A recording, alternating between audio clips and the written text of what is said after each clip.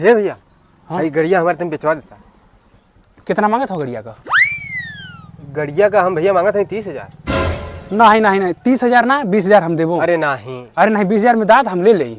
अच्छा भैया ठीक है, लाओ। अच्छा ठीक है, तो लेकिन पैसा वैसा ना ले लें, गड़िया दे दे, हम घरवा से पैसा वैसा लेके आओ। ठीक है भैया, ठीक है भैया, ठीक ले जा। अरे साला 20,000 में गाड़ी पा गई नहीं, अब ले चलती पूजा पाठ कराए चला का। हाँ कर देनी। अरे मर्दवा इधर हम चंद्रा गड़िया लगत हिय। हाँ नहीं अरे ये मर्दवा का गड़िया चोरी खा, फिर जाना फंस जाई उस जई बात। चला जल्दी से चला, फंसा दे रे जे भाई यार। हां गाड़ी ले थुआ। ए भैया सुन बा, तू मतलब ना हमके चोरी गाड़ी देख हमके फसाईबा का हैला गाड़ी अपन हम ना लेबो, मतलब चोरी गाड़ी देख फसाओ था तुमके। कितनी मिलेगा लेना? 20,000 में। 20,000 में? हाय 20,000 ला, आ गड़िया हमें दे दा। बात कुछ समझ न आए, कमी का हमने